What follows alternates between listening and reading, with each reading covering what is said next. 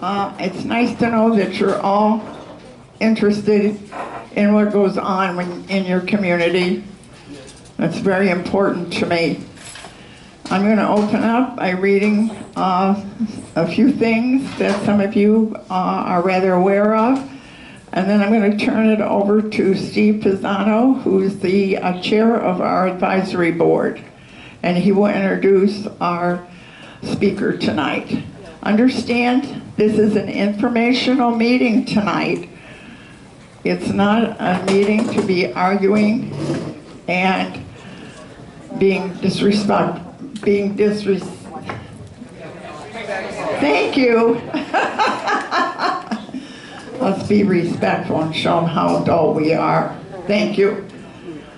Several months ago, it was brought to my attention of some discrepancies on the balance sheet. Now, we've talked about this a little bit in a couple of our other meetings. I had also been informed that there had been 2 sets of books. I started my research into these concerns. After much reviewing of past audits, I found that auditors have stated that Brookridge was running 2 sets of books, primarily operating and social club funds, or member funds, or activity funds. In December 2014, a journal entry was posted as a memo initial consolidation of social club in the amount of $102,118.20. They put it in one account, and then they put it in another account. And then gradually, took it out of here, put it here, here, here. And went back and forth, back and forth. This went on from January 1 to 2/15. In July 2020, there were not any more transfers of these 2 accounts or these funds. So one fund had $30,917.68, which is on our books. You all can see the balance sheet. It's on our Brookridge.com. I'm not telling any of you, anyone, that you can't look this up. This is showing as cash. We don't know whether it's cash. We have no bank statement or anything for it. And $167,034.29 was put in our revenue.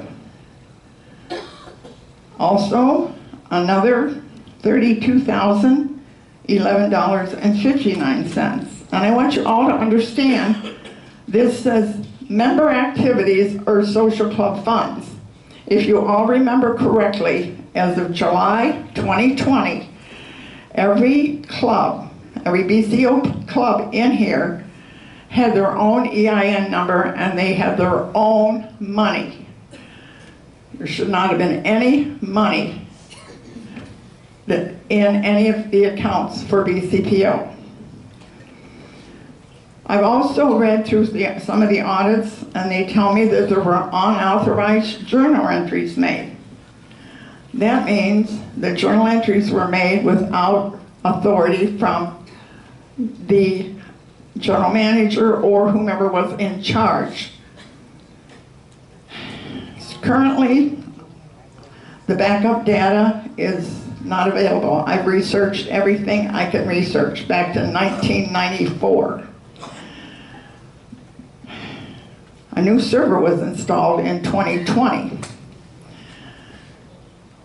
To this date, I've been told we don't know where the old server is.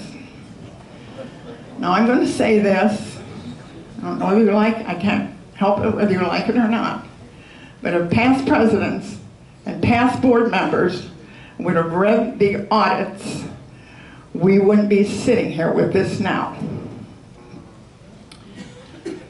Our finances have been in disarray for a long time. Our new bookkeeper, Vivian Demain, has worked very hard. She's trying to correct, trying to find out where things are. She is doing a great job. none of the problems we have anything to do with our current bookkeeper or this current board.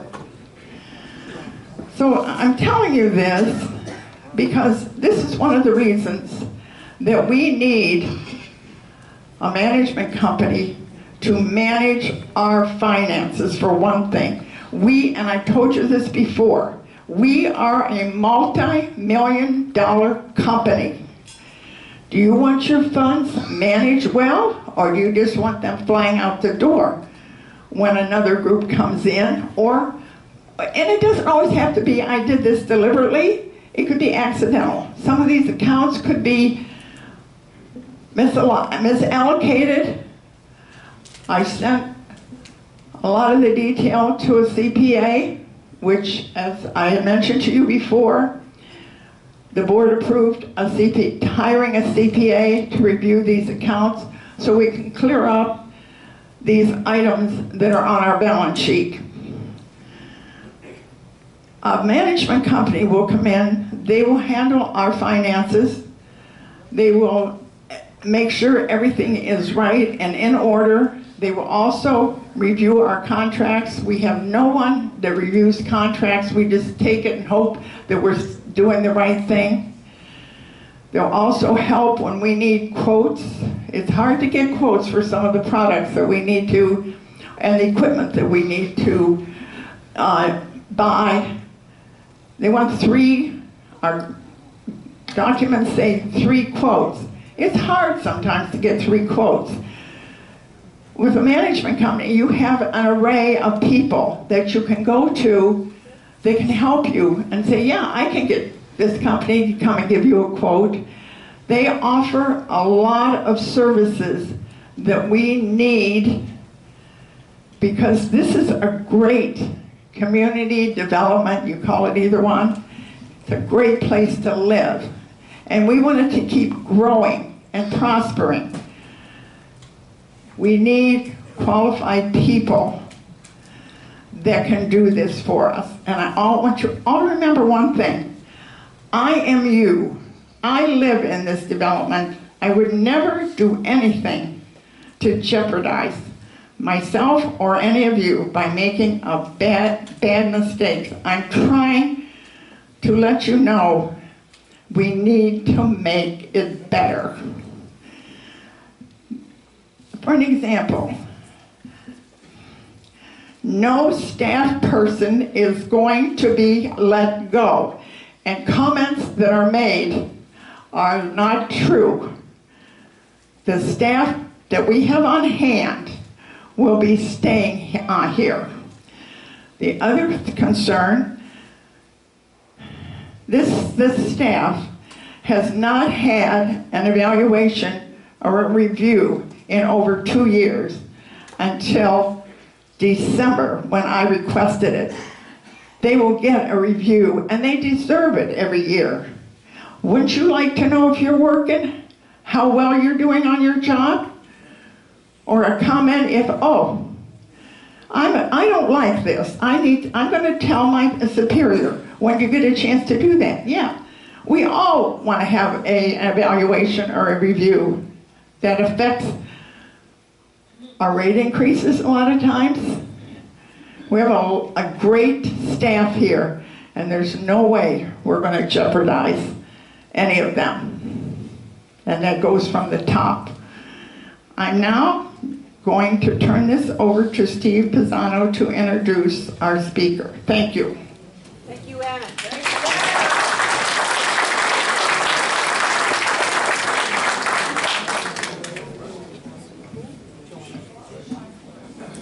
Thank you, Anna. I'm the chairman of the Brookridge Advisory Committee. We know or knew very little of any of these allegations that are going on until they were somewhat brought to our attention. What we do know is there's some pretty compelling allegations and some evidence of 2 sets of books, some missing monies, our journal entry process being too general with not enough sufficient detail, some possible unauthorized journal entries, insufficient checks and balances for those handling and moving our funds. It just kind of goes on. And I do know that in talking with Anna and Ken, one option would be a certified fraud examiner and or a forensic audit would need to be completed to get answers to these issues. All we know are what's speculated out there and what people have made for accusations. And then from there, refer to the Hernando County Sheriff's Department if evidence of criminal activity is found through this process. This process would be a highly expensive audit to go through. And as we talked with Kathy, she'll be sharing some of the things that they could do to help with some of those costs by doing some initial cursory looking. But while it may be critical to get excuse me, answers to these allegations with charges filed for anyone complicit in this identified suspected activity, it would be very short-sighted and naive of all of us to think that these issues would not happen again and again and again with our present management system that we have in here. Again, those of us that live here, we elect our board. Our board are often well-intended people, but they're volunteers. They don't have the background expertise in management. They develop the expertise in doing what a board is supposed to do, and that's governance of our community, not the day-to-day management. And those are that day-to-day management are the issues that seem to keep surfacing over and over and over again.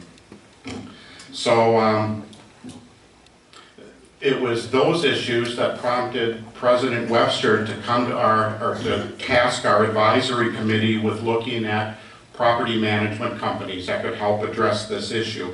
I barely knew how to spell property management companies before we started, but our committee worked very hard and we got educated very quickly on what a property management companies can do.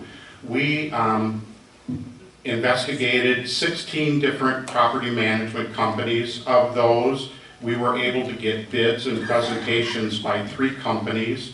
Of those 3 companies, and we were able to do our due diligence in looking at the services that they offer, the costs that they charge.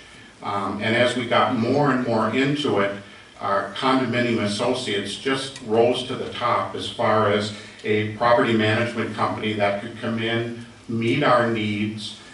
They were very willing to work with us to identify our needs. They even did a pretty substantial reduction in their costs to have us come on board because they feel that they could service us. So it was those issues that made us be very high on condominium associates. And again, I think just to remind, Anna started this, but our reality is, while we are an extremely large community, make no mistake, we are an even larger business. And with an annual operating budget of approximately $2 million, we are the equivalent of a small city run by an often well-intended, but too often faction volunteer board of directors, some of which with their own personal agendas, and most of which a minimal understanding of what it takes to manage a community, much less a community of our size. What our committee learned, a year and a half ago, there are over 6,500 mobile manufactured home parks communities in the state of Florida. Of those 6,500, the average size of communities in the state of Florida is about 150 to 250 homes. We're at 2,830 homes. We are 10 times larger than the average manufactured mobile home community. So I think it's real critical that our residents understand that and understand the complexity of running an organization this big. I will be introducing Kathy, but those of you that know me know that it's hard to walk away from a mic that's in front of me. But I do want to share, I heard that, Ken. I do want to share, being part of our committee who looked at all 3 of these companies that gave us bids and presentations, These are the type of services that we learn that a property management can give us.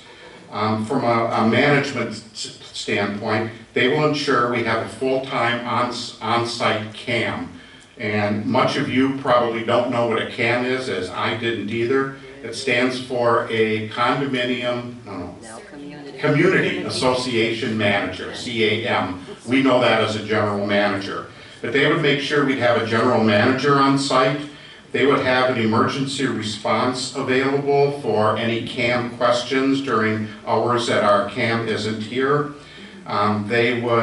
They have an association service department that supports our CAM, our board of directors and residents. If we have issues that we're not getting resolved from either a local general manager, a board member, a board president, this company is there 24/7, and they will take questions. It may take a day or half a day to get back, but they have an association that will oversee that and will respond to our needs.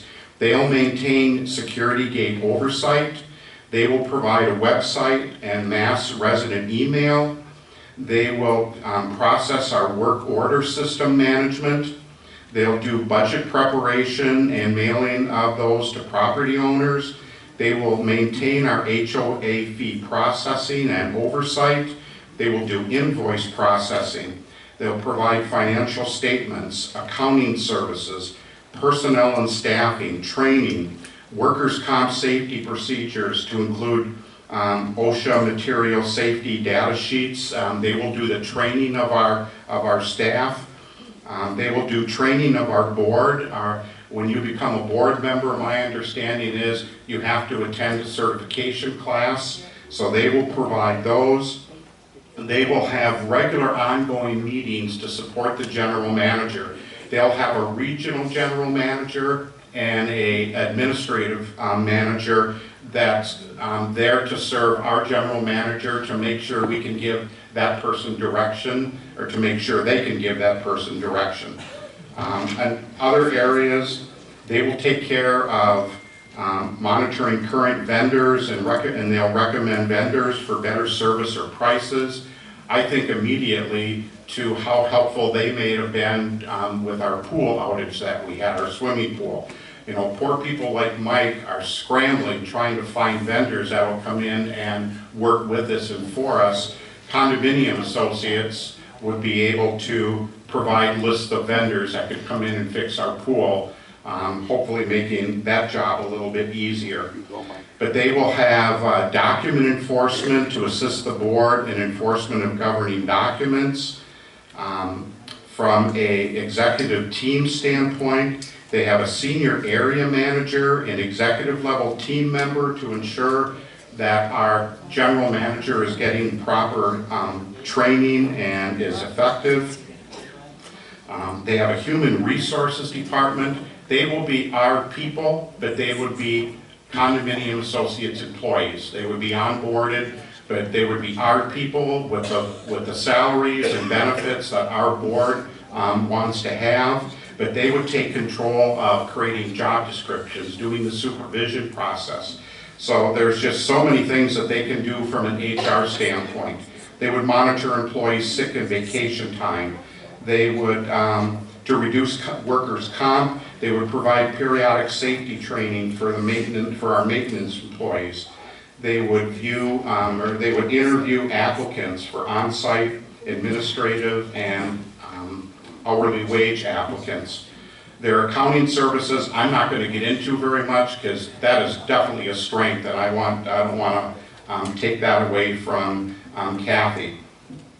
But those are just an example of the things that they will be able to do for us. They have IT services. They have websites that they'll do. Again, I think if you take the time to listen to Kathy and not listen to all that negative stuff that's out there on social media that our residents are, for the most part, just making up, because nothing that is on those social management or social media pages are very accurate.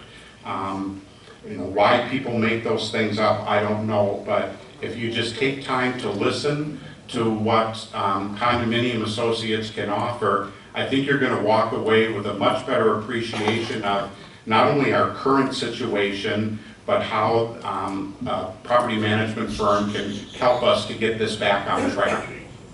So that being said, I'd like to introduce Kathy Bramhall. She is with Condominium Associates. She is the company that our committee recommended to Anna and the board to consider acting on. So she is going to make a presentation. She'll provide, give you opportunity for questions and answers, and hopefully you can leave here with a better understanding than you came here with tonight. Thank you.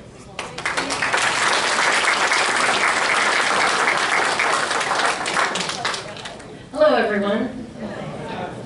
Ben, I really appreciate you having me here tonight. I know that you have better things to do than to be here tonight with us, so I'm not going to take a lot of your time, but I want this to be informative for you. And when you have questions, I will be happy to answer all the questions that you have. I'm Executive Vice President of Sales and Retention for Condominium Associates.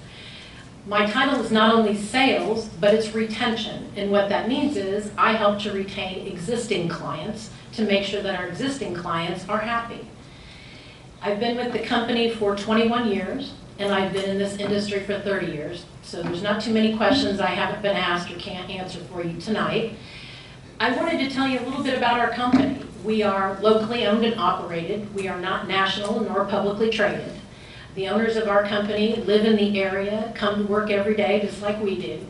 We have about 400 employees company-wide that service our areas. We go from your area down to the Fort Myers, Naples area.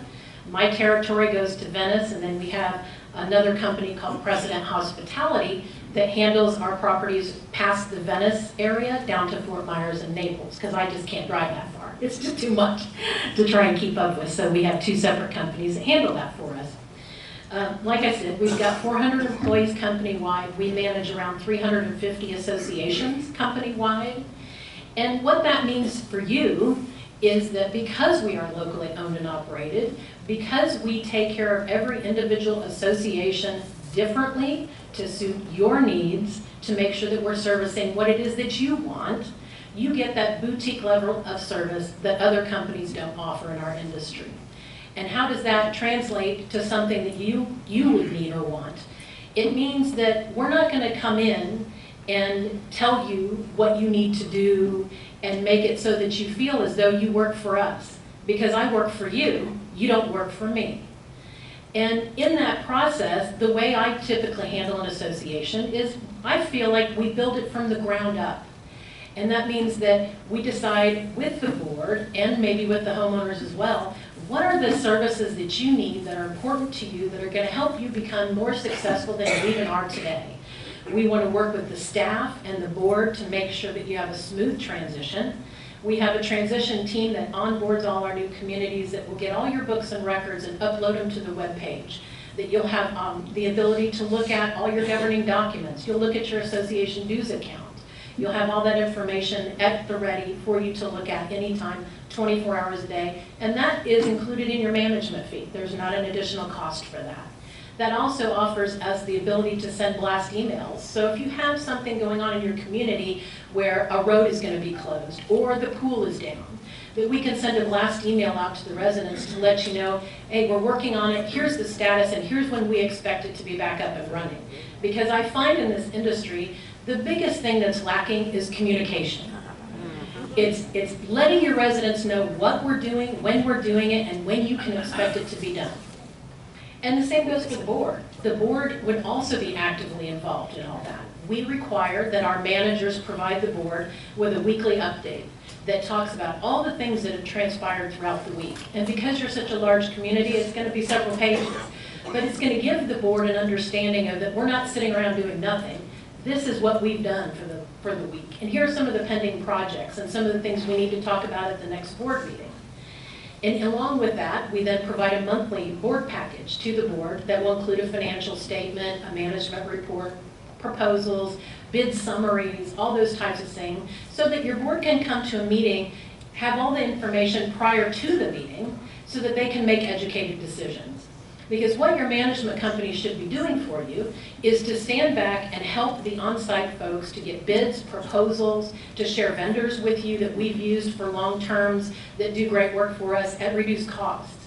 I like to say that we're not married to any one vendor for any one thing, so we don't have someone that exclusively handles all our lawn care or something. I'm not putting all my eggs in one basket. If a company goes under, I don't want our company to go under. So we have several different vendors that we work with throughout the industry for various things, which can help you, which can help your maintenance folks and your on-site folks to get tasks done quicker and more efficiently. And we're also here to share our knowledge. You know, I've been in this industry for a very long time, and I've seen a lot happen over the years. And sometimes just a phone call to say, hey, Kathy, have you ever experienced this? And I'm there at the ready 24/7 to say, yes, I've experienced this, and here's a good path to go down, and here's a path not to go down. Same thing with vendors. We'll share our good ones, and we're going to share our bad ones to tell you we've used these guys, and they're not good, and they're going to take your money. And that's what we're really here to do, is to help you and guide you, not force things upon you. As Anna mentioned, we have no intention of cleaning house of your staff. When we take over a community, your staff comes with us. They on board with us. I'll sit down with your entire staff, along with our human resources department and other folks in our transition team. We'll sit with all your staff members and explain to them our benefits package for your full-time folks, the holiday schedules, all those things, so that they have a more secure feeling, because I know it's scary. When you switch from self-management to management, everyone is fearful. Are they going to be horrible to us? Are they going to treat us like dirt? Are they going to fire us all in a week after they start? That's not the case, and I have a track record of 21 years to prove it. In this industry, you keep the staff you have unless they're bad. Then you get other folks and you get interviews and those kinds of things. We're not there. From what I gather from talking with a couple of board members and your committee folks, you have a great group of staff members. Why would you want to get rid of them? Keep them. We can come in and help you to help them. Because I think sometimes what we feel from staff members when we take over is they don't get a lot of good direction. So maybe establishing job descriptions for those that we don't have current job descriptions for, and just talking to them and make them have that comfort level. So what I normally do is I'll sit down with the staff and I'll say, so tell me about your job. And tell me, are there ways that you think that you might be able to do your job better that would be more efficient, less expensive for the association? We can't promise we can do anything for you, but we'd like to hear what you have to say, because sometimes the ground level folks are the ones that have all the good ideas and they're afraid to say something. So if we open up that dialogue to begin with, we may find that, heck, we could do this and this and this and save the association $20,000 a year. You never know. You know, so it's important to get down and talk to the staff, find out what's going on, get their input, find out ways to save money. In talking with the, you know, Anna and about the financial situation within your community, I'd like to say it's not surprising. When we take over self-managed associations, it's pretty typical to find that money's gone missing over the years from self-managed associations, because self-managed associations tend to accept cash, do the books, maybe have a couple sets of books, because they don't have the knowledge and background that we do. The executive vice president of accounting for our company is a certified fraud examiner. And what she would do in the beginning is to take a cursory look at your financials to see if there are red flags. And once she finds the red flags, she'll come back to the board and she'll say, this is what I've found so far. If you want me to dig in, like Anna did, and try to figure out what's going on, we can do that. It's a charge to do that. Or we can find an outside vendor for you to do it. We don't have to do that in-house. We can do it at a reduced rate because we do it in-house. But we want to find out where that money is, because that's your money. It's every one of yours money. And because that money is gone or unaccounted for, it's going to cost you to replenish that, because once we find out where did it go, you need that money for things. And if you don't have it, then your association dues are going to increase to cover that loss. And that's what we want to try to prevent. We want to find out what, you know, on an optimistic side of this, maybe it just got, you know, put in the wrong spot. We don't know. You know, I mean, I would like to think that you have the money and we just can't find it, but in most cases that's not the case. Typically it's an employee. But we want to be here to help you find out those answers. And going forward, our robust accounting department has around 25, 26 people in that department. We have every department segregated. So we have an accounts payable department, accounts receivable, we have those that pay invoices, those that reconcile the bank accounts on a daily basis to make sure that no fraud is coming through. Every morning, Monday through Friday, definite work days, we go in the first thing in the morning and we look at all of our bank accounts for all of our associations to see, is there something coming through that account that we didn't write that check for, or we didn't authorize that ACH for? And you'd be surprised at the amount of money we've saved our associations, even in the last 5 years. Probably to the tune of about $350,000. Just folks that are trying to get us from overseas even. Someone from, another country that's trying to hack into our bank accounts and steal money, and we find it. And we have not had one single loss of money for any of our associations, and we've been in business since 1982. So I think that's a pretty good track record.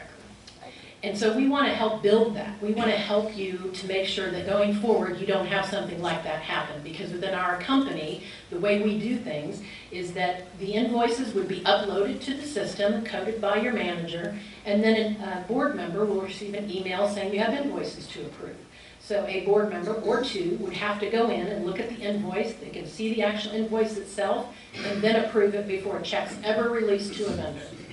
Vendors are vetted to make sure that they have proper certificates of insurance, that they're licensed with the state of Florida, so that you don't end up having vendors that are going to take your money.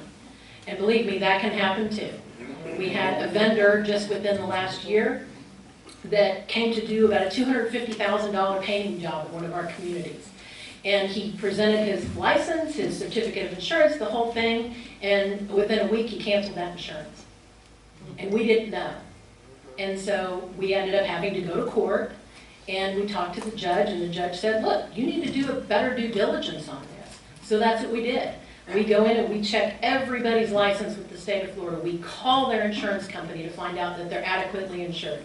We get a certificate of insurance naming the association as an additional insured, and then we require that that insurance company notify us if that insurance policy is ever canceled or a lapse in coverage of any kind, to prevent that kind of thing from ever happening to one of our clients. So we talked a little bit about the association website. You'll have work orders, violation letters can go on there, all kinds of different things. That will all be at your ready. You already have a system in place that I think is kind of under construction, I guess you could say, for your gate software and some of the other things that we can help to facilitate that and get that up and running. You would keep that same software package because you've already paid for that. So why do you need another system and pay for another set of software? So we'll just take what you have and we'll just help you with it. We'll get everybody on board and get that up and running for you so that you can get driver's license scanned at the gate and do all the things that you intended to do with it and help you go that far with it. Within our company, we just really pride ourselves on communication is the biggest thing. It's just letting you know what's going on and when. Are we perfect? No. Are you going to find a Yelp complaint or a complaint from Google, someone that got a late fee because they didn't pay their dues on time, or somebody that had a violation and didn't want to fix it and then got a fine and now they're mad at us? We are not always the most liked people because we're here to enforce the rules, and that often doesn't make us popular folks. And we're not perfect all the time, and I'm okay with that. We do the best that we can, and we try to make sure that our associations are well taken care of. But are we perfect? No. Can somebody here tonight stand up and say, oh, you did this or you did that? Sure. We've been in business since 1982. I mean, that's an awfully long time to never mess up even once. But what we do is our best to make sure that your phone calls are always answered, that we're here for you. And like I said, your board members will have my cell phone number, your regional manager's cell phone number, the VP of management's phone number, and our phones are on 24/7 for everyone to here to help you. So I'm not going to keep you longer. I think we beat this to death. And Steve mentioned a lot of things I was going to talk about, and so did Anna. So if you want, Anna, do we want to start taking questions? Yes. Yes. So one question was that in our monthly financial package, We will include bank rates from banks all over the area that we work with so that you can get the best CD and CDAR rates on your money markets as well. And then the board will have that readily available. We have a finance department that exclusively handles all of our banking needs so that we can get you the best rates in the industry. Of course, right now, you don't want to do anything long-term because the rates keep going up and we want to get you the best rates that we can get you. But we're going to be there for you on the financial end as far as investing your money and making sure that you get a good rate on your money. Yes, I'm ready. Hit me.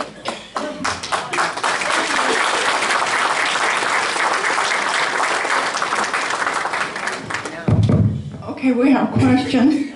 Let's start over there in the far, and Ken will come around.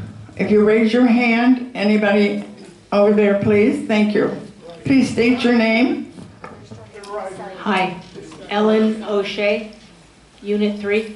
I was just wondering what the experience of this company has with a community this size and a community where everyone owns their own property. Okay, so like Steve mentioned before, your association is kind of an anomaly. You're one of the biggest communities in Florida. And so we don't have another community of your exact size, but we do manage associations that are 1,500 units, 2,000 units in other areas, especially in Pasco County. It's mostly the Pasco, Hernando area that we manage the large ones because there are a lot of single family homes and things here where we have an office. I didn't mention this, but our main office is at 275 in Ulmerton. Our address is Clearwater, but I kind of feel like that's St. Pete, Pinellas Park area kind of. We have an office on Harbor Island and one in the Lutz area here in Pasco County. And out of those, all the associations that we manage, the bulk of our larger communities are going to be from like the northern Hillsborough, Pasco, Hernando area that have the larger communities. Did that answer your question? No. No? I think, Sorry. Do any of those communities entail Yes, people do who manage- own their own property? Yes. We manage co-ops, we manage manufactured homes, mobile homes. Some of them own their own land, some of them don't. So we manage a variety of all that type of stuff within our company, yes.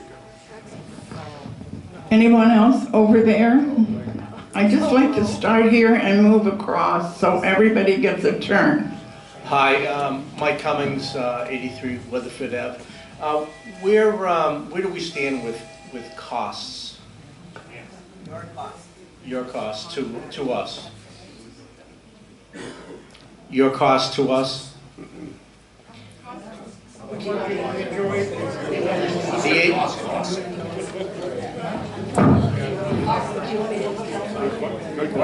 So our monthly management fee is $6,000 a month. And the ancillary costs would only be things that happen in our office, and the board was, or the committee was provided with an Exhibit A that lists our ancillary costs.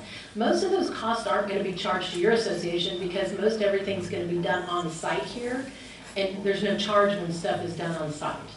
Like if you're making copies, postage, envelopes, all that, there's no charge because you're doing it here with your resources. Excuse me. It is $6,000 a month. That includes your website, your financial statements, all the day-to-day operational stuff that we provide. $72,000. And locked in for how long? That's up to the board. Our minimum is a 1-year contract, but if you have a multi-year contract, I can lock in the management fee for the term of that contract, so it won't increase yearly. Could I add to that also, please? Our committee looked in depth at cost because, like you, we live here. We're concerned about the costs that this would incur. But what we've been told by Anna and Ken is that we're looking to make this what's called budget neutral. It won't increase our budget. It won't increase your dues. You know, I can't say it won't increase anything. You know, maybe it'll go up 10 cents or something. But they're looking at ways to make it budget neutral, and they think that they have some opportunity to do that. But they just can't share that yet, but it looks to be budget neutral, and that's one of the things that as a committee we looked at, because we we don't want to pass on that type of money to the residents. But if we could make it budget neutral and we can solve our financial problems once and for all without them reoccurring year after year after year, our committee just thinks that that's a win-win-win situation. And he's right, we're gonna look at all the aspects of your association initially to see, are there avenues where we can save you money? Could it be in the insurance? Could it be in the workers' comp rates could be less than what you're paying now? You know, just certain things like that where we believe that we will probably be able to save you money. You all, in our last meeting, there was this brochure attached. It told you the pros and cons, and also on the back pages, it told you the costs of the management companies that we reviewed. So beyond this last page, if you all looked at your agendas from last year, and I believe we had some out back at the time. If you don't have one and you want one, we can make some up down at the office, and you're more than welcome to come down and get one. Okay, next. You mentioned licensed and insured vendors. What about bonded? Because if they're not bonded and they mess up, then the bonding company is the one that pays. We had a big floor thing done here that was a total disaster, and the people weren't bonded. My second part is also, you have your own CAM, which is our general manager, and you're saying everybody's keeping their job. Why would we have two general managers too then, is my question. You are going to have the same general manager you have right now. She will be working with the management companies, regional managers. She will, at this point in time, she is staying. I'm sorry if I was confusing folks on that. When I mentioned the manager and those things, they're your people that will now be working with us. So she's right. We're not replacing your current manager here. Because what I understood, there was a $70,000. I'm sorry. I saw on that sheet that you were just showing, Andy, Yes, you did. that was a $70,000 fee for that CAM. So Yeah. now, No, yeah, but things change. And right now, I'm trying to tell you right now that when this was made up, it was anticipated if we were to get another CAM, what we would have to pay. We don't pay our CAM anything near what this says on here, and it says $90,000. And as for the bonding, so we'd be saving money then. yes, we will. And the other thing is bonding, that's in our insurance packet. So we'll make sure that in that insurance, there is bonding. Absolutely. Typically, bonding is done when you have large projects, but if you have a sprinkler guy that's coming in to make a $100 repair, you know, it's a different ballgame. But anytime you do major work like the floors, painting, stuff that's going to cost in excess of a lot of money, then you definitely want to have that. Yes. Yes. Next. Norma. Hello, Hi. my name is Norma Bunting. I live in Unit 1. I'm a resident here and I also work in the office. So I have a couple of questions, and one of them was possibly just answered. The last meeting that we had, the information that was handed out, or given out, spoken, whatever, I obviously misunderstood according to what's being said today, because myself and quite a few employees were under the impression that there would be, definitely would be job cuts. Now you're saying there are no job cuts. Okay? There was never ever my intent to let any of this staff go. It may not have been your intent, but we were given that impression. I'm not blaming you for anything, Anna, and you know I'm not jumping on you. I don't mean it that way. My other question is, will we be given access to a complete copy of the contract with all of these yeses and nos in it? Employees won't be let go, committees will remain the same, blah, blah, blah. Will we all be given a copy I'm not going to give it to you personally, but it'll be Well- on your webpage, and yes, well, I you will didn't have mean you access because personally. you're allowed to have access to that information legally. So if you ask me for a copy, I got to give it to you. So yes, we can provide that to you. And our management agreement does spell all that out specifically for the employees. It spells out that those employees who are pre-existing employees, meaning people that are working for you now, that come on board with us, they're exempt from any kind of ramifications if you decide to leave us. So if you decide in a year that you don't want us anymore, you keep all your employees, and there's no penalty for doing that. And it's written clearly in our management agreement to that fact. And our different committees in the community, the ACC app community, I don't know, I can't think of them all, the AVRC, all of those committees, we will continue to run them as we They're were. part, yeah, they're part of running our development.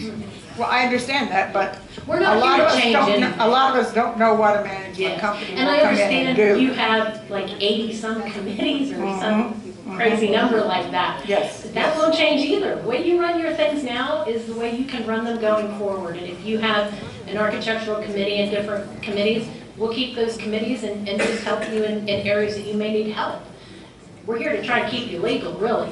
That's the biggest thing, is keep you legal. And another question, please, is if you get to the point where you feel you have to have more money from us and it isn't there, how would you go about seeing that the association fee got raised? How would you tackle that? So if we raised our management fee perhaps, is that what you're talking about? Any fee from you that raised our expenses to the point where we felt like we can't pay it and therefore the residents have to cough up more money? Well, what we always want to do when it comes to that, and it's usually budget season when that occurs, we're going to put the initial budget shell together for you, and then we're going to work with the board or committee, however you do here, and help them to then make cuts. So we're going to give you the real numbers, what everything costs, and then you come back and say, okay, we're going to cut here, or we're going to cut there, so you don't raise association dues. The good thing about your community is you've got 2,830 units here, so you get to divide that amongst a lot of folks. So, you know, sometimes do a small increase comes to be a 1 penny increase for you or something. So our goal at budget time is to not raise the association fees. That is the goal, so that we keep your association. That's ours too. Yeah, absolutely. They are going to be spent, I'm sorry, I'm sitting down, it's my back, I'm sorry. They're going to be spending our money for the running of Brookridge, just like we're doing now. We do a budget, and we're not going to run out of money to pay anybody. They work with our budget, or the budget that's created each wheel. And it's our money that they use. The only money they get is their monthly fee. And if a contract is signed, that's cut in stone. 1, 2 years, however many. They can't just arbitrarily come in and say, well, I'm going to raise it. So, that answer your question, Norma? Can I just add to that, Kathy? I think you mentioned to the committee that an ordinary increase might be about 3%. Is that correct? And if we signed a 3-year contract or a 2-year contract, there would not be a raise for year 2 or year 3. Is that correct? Yes, I can lock in the management fee for the term of the contract.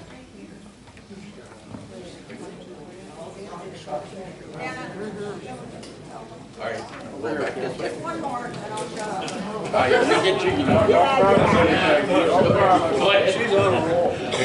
Yeah, I'm on a roll. When this contract is given out, will we as residents be given enough time to go through it before you sign it and then it's legal?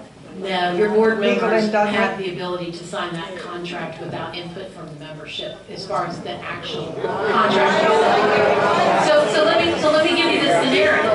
So if I give you a copy of the contract, 2,830 residents, a copy of that contract for you to make notes and corrections and this and that, how would we ever get that contract finalized? It's not possible. So this is why the statute reads that your board makes those decisions on your behalf. And that's the same thing with all the other contracts that you have for, say, lawn care or for your floor replacement. You didn't go to the membership and say, I need all 2,800 of you to look at this contract before I start working on the floor. That's right. You can't work that way because then you tie the board's hands. It would take us a year to get everybody's questions answered and you know. No, the floor contract, the money was, I believe, in reserves and available money to replace the floor. This is an entirely different situation, the way the way I think it is. I mean, why are we discussing it if we're not having, if we don't I have can't any? speak for Anna, but I think that the intent was to include you all in this decision and they're not making a decision tonight. This is a workshop. This is I not a know they're board not meeting. making it tonight. But they wanted to tell you what was really happening and give you accurate information because some of the information that has been put out to the public isn't necessarily accurate. Right. So I think the goal tonight was to make sure that everybody has all the information and accurate information so the board can then make an educated decision, do you want to do this or not? Mike Heffernan, thank you, Kathy. I wonder if you might be able to explain to us how our $2 billion is going to be handled. Does it flow through an operating account of your company? Does it go through a trust account in your company? The same could be for our GICs that we currently have. You talk about increased rates and that sort of stuff. So where is that money going to be and how are you going to handle it? Yes, so every one of our associations has their own individual operating and reserve account. Every association has to be kept separate. We cannot commingle our funds with yours or any other association. It's all kept separate. Everything flows through your operating account. And then when you have in your budget, I'm sure I haven't seen your budget, but I'm sure it lists that there are certain monies that have to go to the reserves every month for savings. Everything flows to the operating account, then we make a monthly transfer to the reserve account that puts the reserve monies in there that needs to go in every month, and your money's kept there. And on the financial statement, the balance sheet will list what your balance in your operating is, your reserve account, it'll list all of your banking as far as CDs, CDARs, money markets that you have, where they're located, when they expire, and what the rate is that you're getting on your money. The same thing for insurance. The financial package is also going to list the insurance when it renews, what the cost is, and who it's with. And you'll have a person that is your dedicated accountant within a staff accountant within our company that will be the person that handles your financial statements every month, so that the board has a question, or if the staff members do, they can contact the staff accountant directly. They have all kinds of avenues to ask questions and to find information and answers. And I can tell you that your money will be safe with us. Really will. Just one supplemental question to Yes. that. So is your firm cutting the checks? Yes, yes. So like I mentioned before, when the invoices are uploaded to the system, our accounts payable department gets them into the system, gets them ready. The manager will get an email saying she's got invoices to approve, and then once she approves them, a board member or two will look at that invoice and approve it before a check's cut. Once the board member approves that, then the owners of our company sign checks within our office, and then those checks are released to vendors. And now some things will be set up on ACH, water, electric, those kinds of things. So are those checks coming from your bank account or from our bank account? From your bank account. Our bank. Yes. Okay, can I? Legal funds of any kind. It's your. I have a question from the YouTube crowd. From Mr. Michael Jaquette. Shouldn't the contract be approved by the new board? As I said before, this is an informational meeting. A lot of people wondered what a management company was all about. So we're having this town hall to let you know and inform you and allow you to ask the questions that concern you about a management company. There is no vote being taken at this time.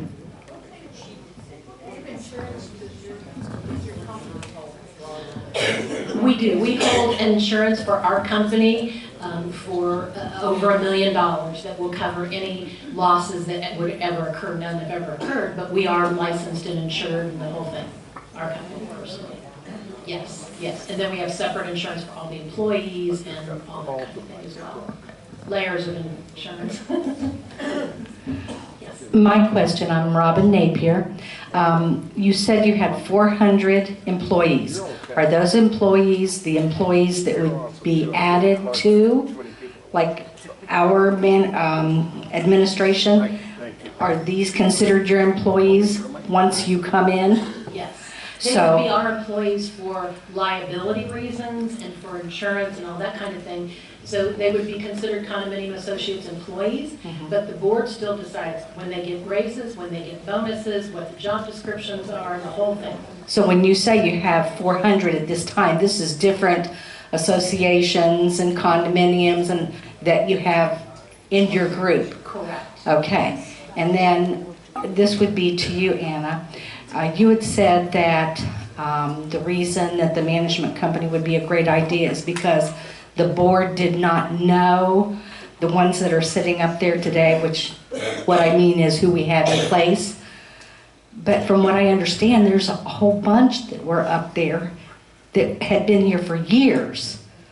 So I'm confused whenever you say that they weren't aware, that no one was aware that double books were being done, or No one looked. no one looked. From what I Wow. understand, it was clearly stated in the audit that was provided to the boards at that time that there were double books and that things didn't look right, but nothing was ever done. And what the board has to remember is that the board has a fiduciary obligation to the association to make sure that money's not being taken and that they can account for the money, because the board members are liable for that. Well, that's what I don't understand. If they're liable and we're aware that they have been taking care of our monies all these years and they did nothing about it, wouldn't they be liable?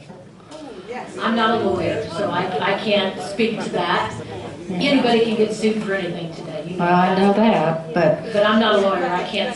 this is the reason I come to the meetings, is because I'm so confused on, I have watched all these board members up there that I know, several of them have been with us for many, many different positions. President, second vice president, treasurer, they've been all these different things, but they didn't know.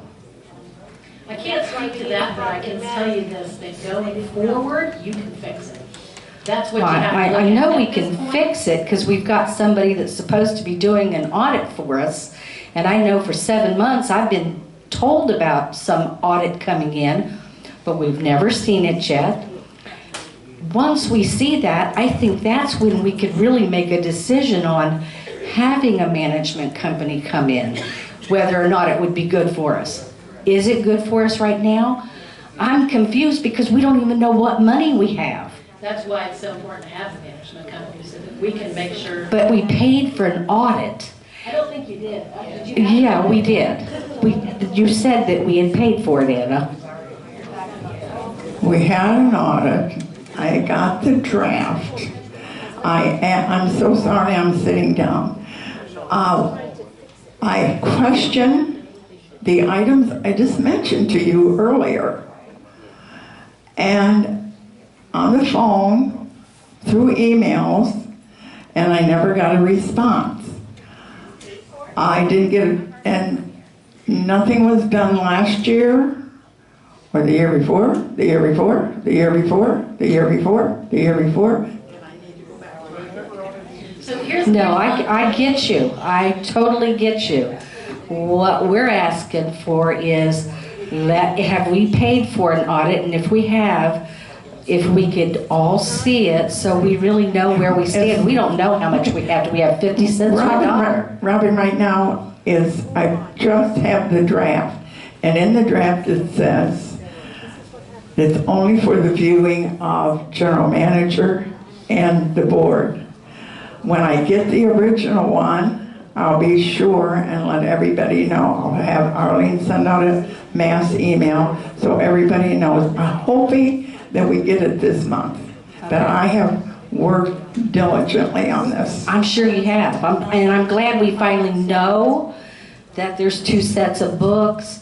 I mean, Keep in mind, yeah, there though, was, when someone but does an audit, they're not going in and doing what we all think an audit would be like, where they're looking at every little thing and they're going to catch it. I know that. They pull something from here. I ran my own business, I get Yeah, that. so you know, yeah. I've just never had an audit take this long in my life, and I ran a jewelry store. So, and I had a couple million, all right?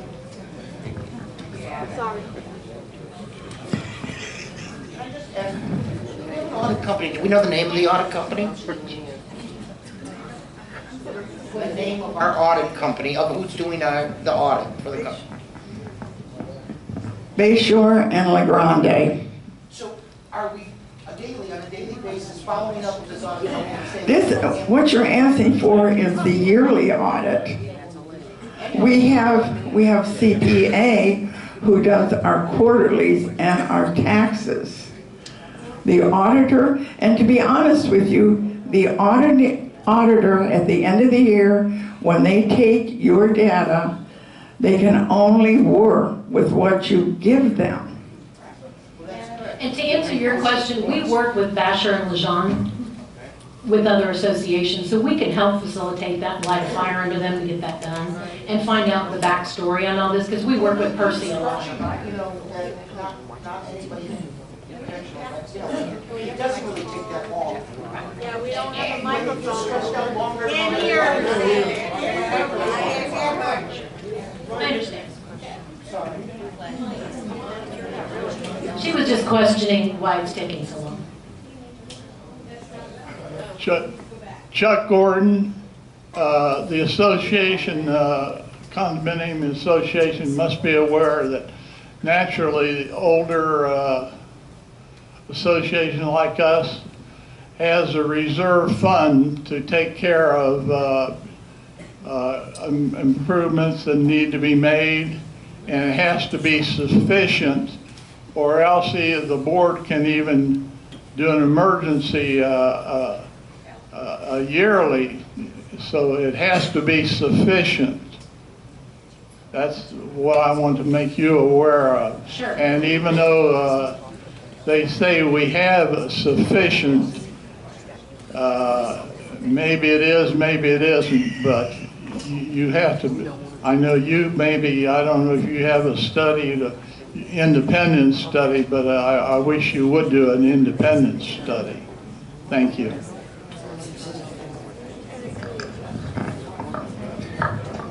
Hello, my name is Rhonda Skaggs, and I have a couple questions. It appears that this board has been in a mess. A couple board meetings that I've attended, there's been so much drama and everything. Everybody knows about that. So my question to you is, what kind of training process would you bring in someone to help train and help our board so that they can make wiser decisions, as well as the new GM or the one in place? Yes, we have a very robust training program.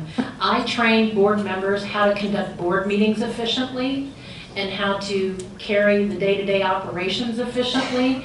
And I provide those every year. Sometimes I do them twice a year. We also have board certification events, and we conduct 4 or 5 of those a year.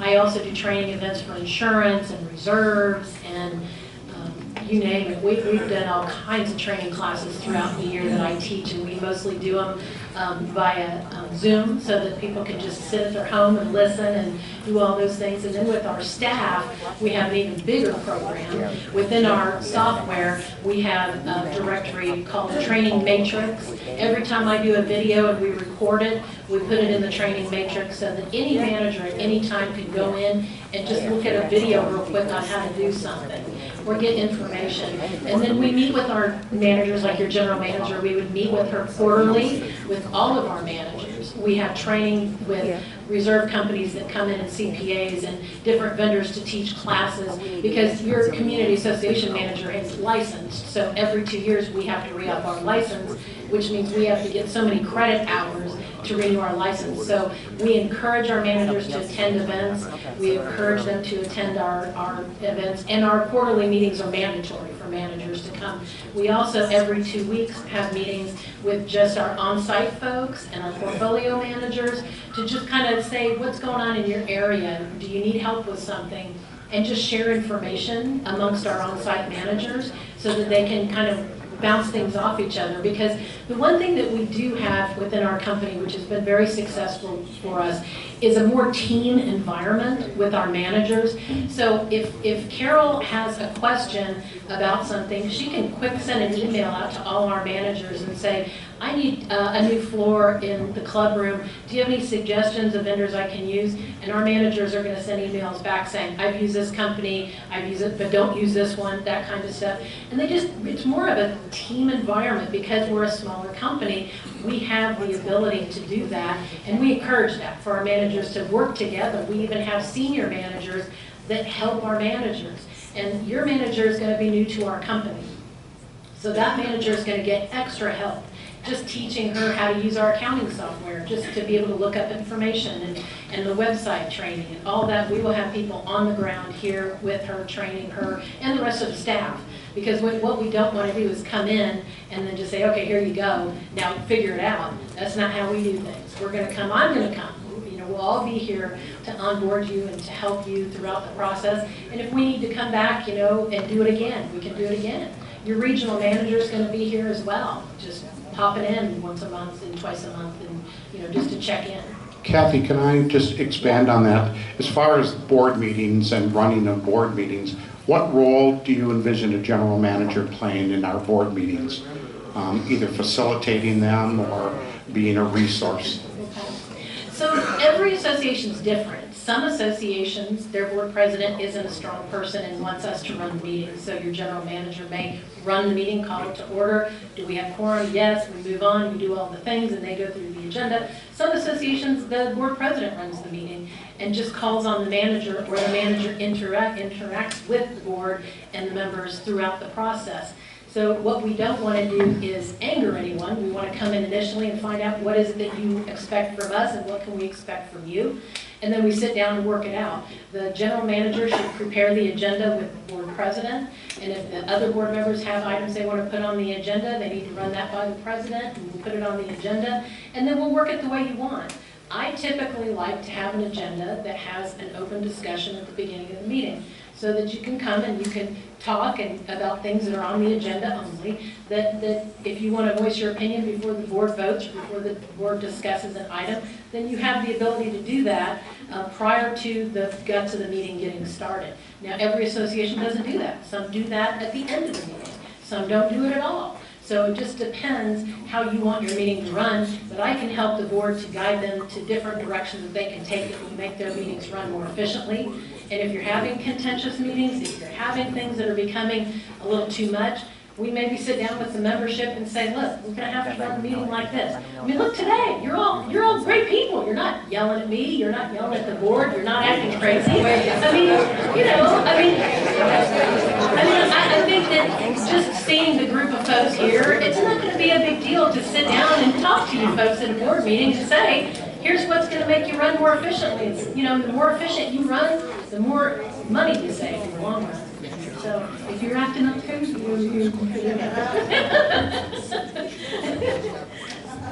yes, I got hands waving all over in the back. Oh, yes, go ahead. My name is Kathy Wells. I'm from Unit 6. And first I want to say thank you to Steve and Anna for digging into this. I definitely feel that Brookridge needs help desperately. But I think the biggest fear is, there's 2,800 plus residents in this community, most of which are on fixed incomes. You tell us your fees are going to be $6,000 a month, and yet you're saying, we're going to find a way to pay this. There's a way, and you can't disclose that. That's fine. But still, next year come budget time, are you going to raise our HOA fees another $100 a month to help cover this? I think that's we're on fixed incomes. People can't afford that. Well, you have to You know, remember. you have to, You have to remember, Florida statute only allows you to raise association dues by 15%. So, you know.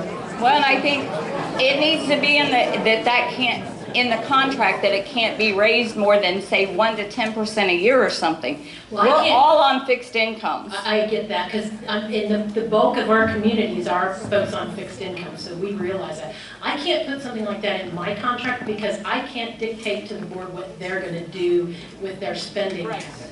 What I can tell you is what my management fee would be, and we can lock that in so that you don't have an increase for 2 or 3 years, whatever you want that to be. But I can't say that your dues won't go up because I don't know what the board's going to do, and the board has the ability to raise dues or not. So I can't tell you what they have to do. I work for them. They don't work for me. Well, I definitely think Brookridge needs help. We're all, the majority of us are on fixed incomes.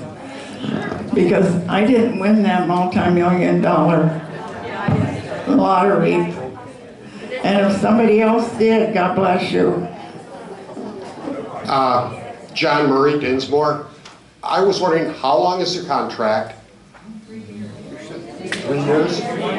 1 year. 1 year unless the board wants to sign a multi-year contract and lock in the management fee. How much can your rates go up year to year? 3%. It can only go up 3% a year.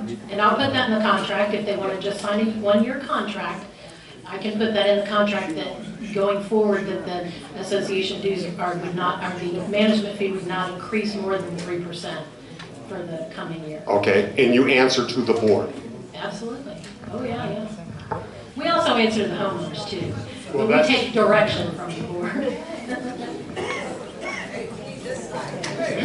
I sent David over there, or Michael over there.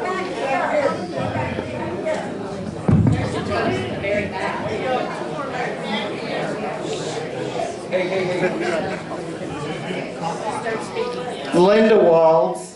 Oh, you got that? Just blow out everybody's eardrums. You said we would have a secure website for the residents and all the financials will be on there on a monthly basis? Yes. Okay.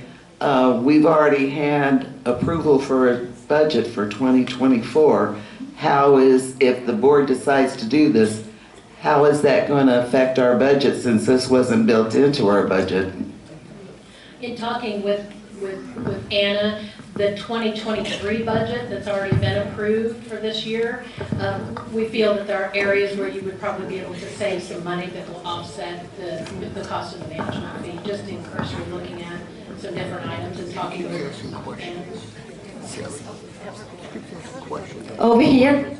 Hi. No. Hi, my name is Sheila, and I'm a unit rep for Unit 3. Just a quick question. For our first few meetings that we have monthly, will somebody from your company come to the meeting? Because there's going to be a lot more questions. Oh, sure. I'm happy to come to the meeting. I would be at your first board meeting. The regional manager would be here, and probably the VP of management as well, just so you and even the executive VP, just so you can meet everybody and get to know everyone. And then if there are questions that come up down the road, you know who to call. Okay, that's as long as like next month. It'll be a full house. Okay. No, we only get not even half as many people No, I that meant are from our regular. company. It'll be all of our No, meetings. this is a lot of people. A lot of people don't come to. It is quite a meeting.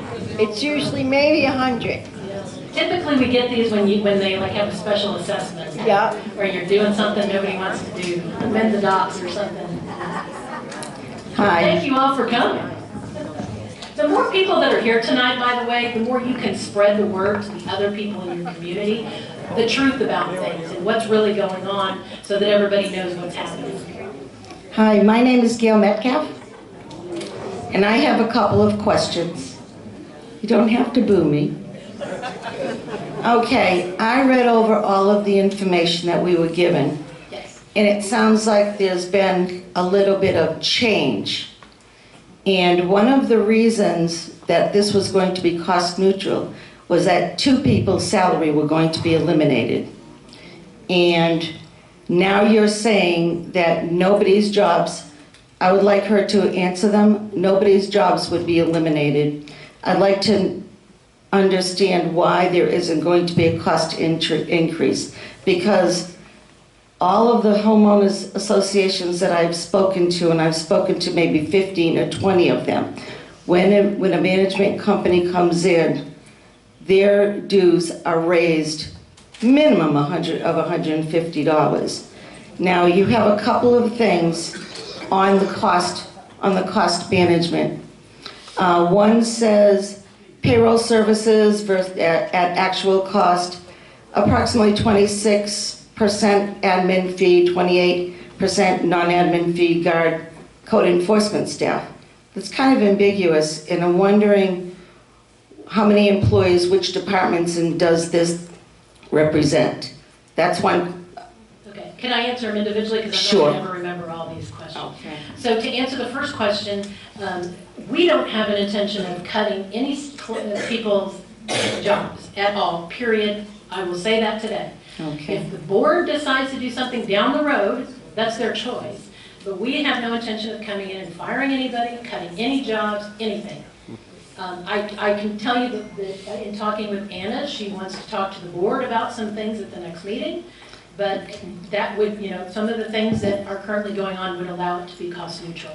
We have no intention of firing anybody. Gail, I'd like to expand on that, please. Sure. I mean, as a board member, you are aware, and you should be aware, that when we originally did this, there was some discussion about positions being eliminated, not our hourly people, but leadership positions within the office. Mm-hmm. You know that things can't be discussed because they're not finalized yet. What I can share is that the board has a plan to make this revenue neutral, budget neutral, but they just can't share it yet because of confidentiality. Okay. Mike, I will tell you that the board does not have this information. 2 people that are on the board now have this information, so the board members are not aware of the rest of this. There was something here that you stated in your document that health insurance provided cost for only full-time employee at $500 a month. Are you going to be looking at the employee manual? Because right now it's up to $300. So when they become condominium associates employees, they have to follow our benefit package. If they don't choose health insurance, then they don't have to choose health insurance and you don't get billed. We have to offer that to all full-time employees, and our insurance package is $500 a month. Okay, then you'll have to clarify that. Are you talking about Brookridge employees or the condominium management employees? I'm talking about anyone who works on this property and is full-time. Okay, so you're saying if we have somebody from your company come in and work full-time here, we would be taking over their... That's what I'm asking. These are questions that were asked. We don't have someone from our company that's going to work on property and we're going to charge you for that person. We already have staff. We don't need to bring anyone else to charge you anything. Okay. And to answer the other question, yes, there is a burden rate. We charge to facilitate all your employees. You have a lot of employees. Yes, we do. So we do charge a burden rate, and the 26 and 28% includes Social Security taxes and FICA and workers' comp and all those things. That's what that number encompasses. Okay, and that was, I didn't know what that was. And they're different because the cost for workers' comp rates are different for administrative people than they are for maintenance folks and guard folks and that kind of stuff. Okay, so thank you for that clarification. Something that, and I guess that this is for the executive committee, I would imagine this is for Steve.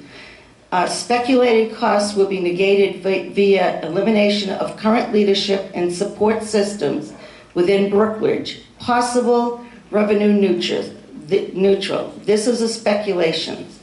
Actual costs will be not known until current Brookridge positions are evaluated and realigned to fit under the services provided by condominium associates, and the advisory committee recommends a 2 to 3 year contract to lock in current monthly fee of $6,000 for the duration of the contract, saving a couple thousand dollars a year. Now, I don't see how we can have a contract if we don't get specifics as to what's going to be in that contract. And what has always happened with decisions on contracts is that board members, 3 board members, look at the bids. We've never had an advisory committee look at bids before. They're discussed. Those 3 bids are put in our packet, not as a cheat sheet, but are put in our packet, and the board makes the decision on the 2 or 3. That did not happen. And as a matter of fact, the employees were given all the information before we were even aware that it was on the agenda. Now, that's something that Steve can address or not, but I want to make sure everybody's aware of that. Excuse me, Gail, I'm not sure where there's a question. What is the question? Because we don't have, you're saying it's going to be $6,000 more a month. Where is that going to come if we don't get rid of any employees? Well, how is it going to be cost neutral if it isn't? And I think that's a big question that has to go to, that the that the members of Brookridge and the board should be aware of before we vote on any contract. I would agree, and I have 2 comments to that, Gail. The first is that the information contained in that is a month old, and there have been some changes. Again, as a board member, you should be well aware of the confidentiality of certain situations. And I understand that. That cannot be shared now, but that's right. In the next period of time, that will come to light, and next week that will come to light, Anna said, and once it comes to light, you will be able to see how it's going to be budget neutral. And I hope the board gets that information a little bit more than 2 days before. I hope they do too, Gail. Yes. That way you won't be going around telling people that we were going to fire every staff person here if you felt you didn't know anything. Anna, that was very inappropriate. I am only looking at... Come on, can we have some quiet, please? Let's keep this civil. All right. And the reason I say that is because the information that was given to the board to vote on, if you look at the comparison spreadsheet, it says all personnel hiring and all that other stuff will be determined by them. Are they taking over all employee duties? To have 401k requirement plans, does that go to them?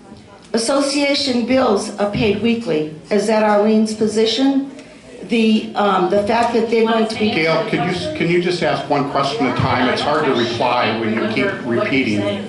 Okay. So yes, within our company, we offer a 401k package for employees after 1 year. So the first year, no one has the ability to participate in 401k. After the first year, full-time employees have the option to participate in the 401k program. Yeah. And I think that's a great idea, but is that going to be more cost? What I'm getting to, people, is that before we do a contract, we really have to know what the cost is going to be. The employee contributes to the 401k and that comes out of their paycheck. Okay, but all of these other costs, I just don't think that we should be signing a contract when we don't know what the cost is going to be. Excuse me, people, but listen. All right, informational meeting. I was just told today that it's going back on the agenda next week to vote on. That came from the office. Absolutely not correct. That came from the office. Well, it didn't come from me. Okay. I think there was the lady in the peach shirt that's been waiting. Yeah, she was waiting for a while. Hi. Hi. I have a couple questions. First off, our GM has a contract. how is that contract going to, is it going to end? Or are we still going to be responsible for that contract? Now, does the GM and everybody else have to make applications to your company? Not an application per se, but they have to fill out all the new hire paperwork. And that's where all of our staff would come down to help them fill all the new paperwork out. We do have requirements from the government that we have paperwork that has to be filled out with all new employees. Right. And property management companies are notoriously known for a high turnover of property managers. How long is your tenure in your company? What is your turnover rate? I've been with the company 21 years. I started our Harbor Island office, and I opened our Pasco office, and I've got folks in those offices that have been with us 10 years, 15 years. For your local property managers? Yes. Mm-hmm. Okay. Yes. And some of our on-sites have been on-site for decades. And of the last 5 companies that you parted ways with, what was the reasons? Typically, it's a change of board, where a new board comes in and they want to do things different and they want to clean house. Sometimes it's for other reasons, but most of the time it's just a change in the guard. Okay, and is there a penalty to end the contract early with you? It depends why you're ending the contract. If you're ending a contract for cause, if you're ending it because you can't afford to pay, say something happens and you just can't afford us anymore, we're not going to make you stay. We're going to let you out of the contract if something happens. And you, like say for instance, we had properties down at Fort Myers that were completely destroyed, and they were communities just like yours, and they're gone. And we went to them and said, look, we're going to help you here, but we're not going to charge you the management fee because you can't afford to pay us. Okay. But we got to get you out of this pickle, and then you can cancel the contract and say, we don't have anything for you to manage. But somebody had to come in and do that initial work to get them to where they could just say, bye-bye. But everything, if you don't want us, we don't want to stay. Right, but be honest. Every time the phone is picked up to your company, that is an additional cost. It's kind of like is it like an a la carte menu? No, so if you call our office, there is no charge for that. There is no charge. There's no charge if you call the office here and you talk to your manager. If you call our office and talk to any of the executives, someone in association services that answers the phones, there's no cost for that. Okay, that's all built into the management. Have you seen the audit that we have not seen? I've never even seen your budget. So okay.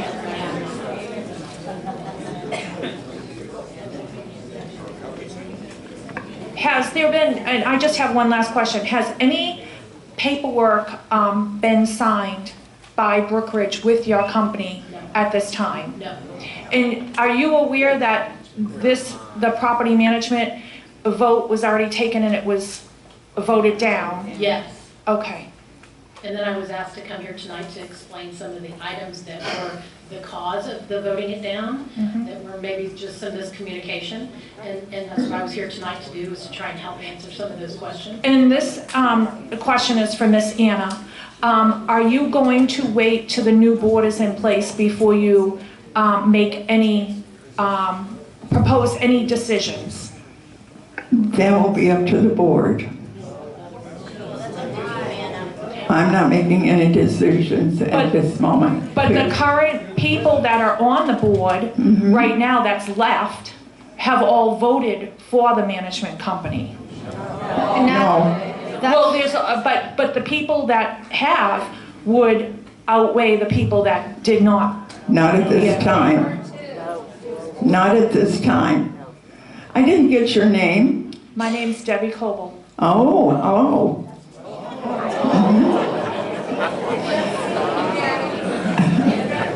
Okay. Mike, you have somebody with a question? Hi. Go ahead, ma'am. My name is Barbara Beltran, and I am looking out here at everyone, and I'm thinking we all should take responsibility for the situation we're in. And the reason I'm saying that is that where this starts is with our board. And if you look and know, we only have 4 people running for the board. Now, what you need to know also, if you haven't researched the people that are running for the board, you have a board member coming on, which all 4 will be voted in because there's no one else running. That person is a financial person, which if you have lived here for a while, know that we have not had anyone with any good financial background on the board. So in a month, however long it takes with this new board, you will have someone that has financial knowledge. So, first things first, you get that person on the board, they can do your audit or find out where this audit is. Well, you will know where your money is. Then you can decide, the board can decide if they want this company. But first you have to know how much money you have.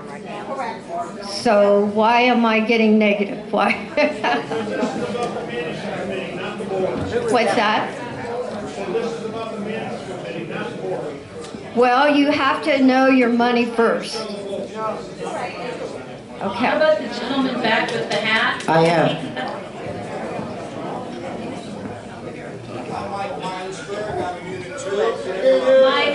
Mike, can you wait a minute till it gives you the mic? Thank you.